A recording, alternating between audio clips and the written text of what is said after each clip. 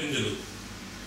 Vindaloo is one of those recipes that have been used and abused by people all over the world. If you go to England and you order a Vindaloo, the chances are you're not going to walk out in one piece. Well, Vindaloo comes from a part of India which is called Goa.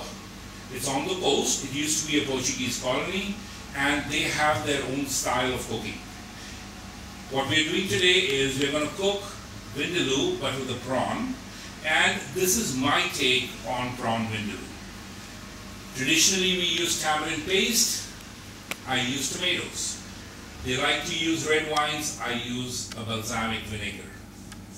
It's a simple recipe, takes very little time to cook, so here we go. As with all curries, we start with oil. This is going to have a little bit more oil than normal because we are only doing a very light sauce. So about 6 tablespoons of oil. Now you don't have to use 6. You can use lower quantities of oil if that's what you prefer. There is no hard and set rule with Ace curries. All the flavor is in the spice. So we get the oil to start simmering, and we're going to put the onions right away in there. You want to try and brown these onions down a little bit because we want that sweetness of the red onions to be released into the dish itself. I have deveined my shrimp. Just a medium-sized shrimp is good. You don't have to use a large jumbo. Basically, you're going to eat it with rice and some fresh vegetables. As with all my other recipes, all the recipes are right in the back over here. It's giving you a shopping list and it tells you how to use this. I'm going to put my green chilies right in there. Guys, if you cannot stand the flavor of green chilies, wear a mask. Right away, we're going to put the spice in there. I'm using just a little bit of prawns, so I'm using half the bag of spice. With this bag, you can make up to 3 pounds of shrimp.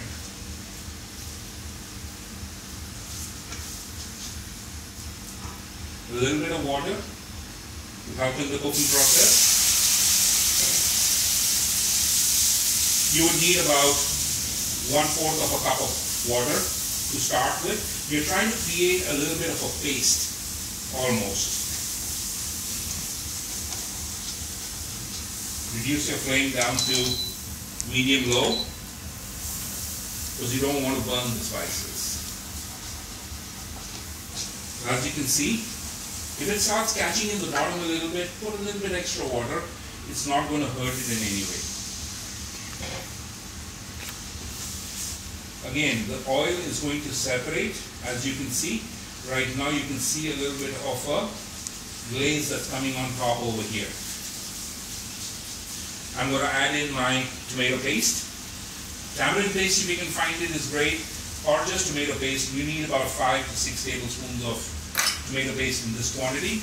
If you were doing 3 pounds, you would use 2 cups. Now this red pepper is something which I don't write on my recipe, but again, this is a way to show you that you can add other stuff into it.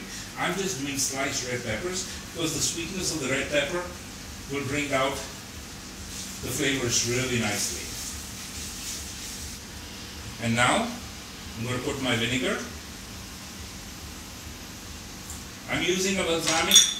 You can use a balsamic. You can also use just lemon juice. We don't like the flavor of vinegar, or if you're allergic to vinegars, you don't need to use vinegar.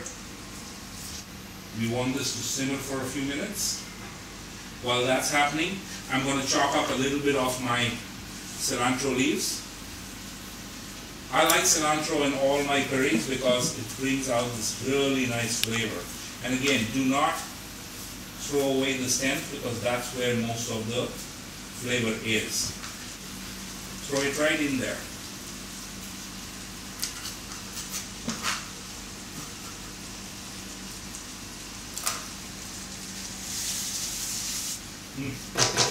good.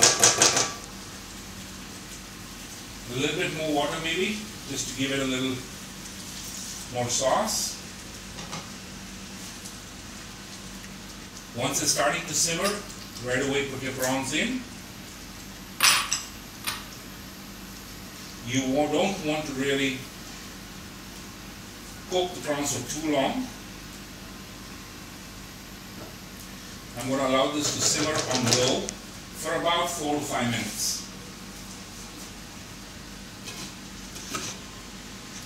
And while that is happening, I'm going to prepare my plate for service. I have pre-plated some rice. I'm going to bring some tandoori roti. You can also do just pita bread, which is great with it.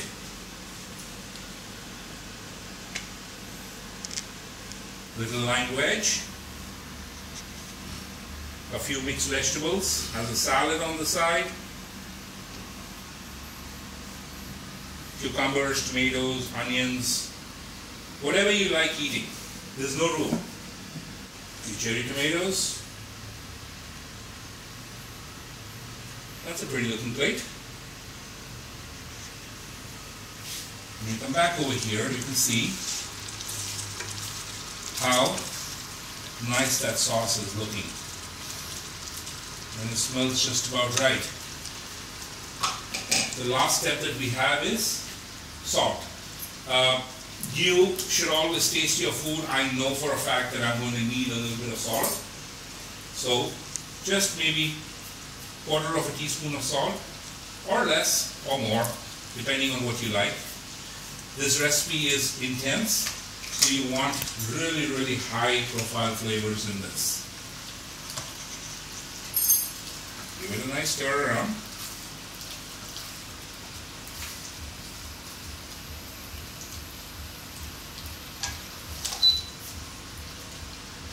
And we're ready to eat again.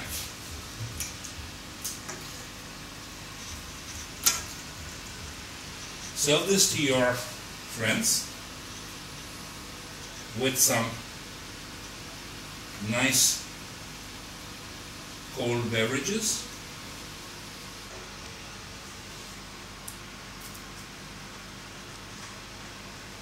Just a little bit of cilantro. And I always like to serve a green chili sliced down the middle. All you want is the skin. You want to avoid using the seeds. Right there.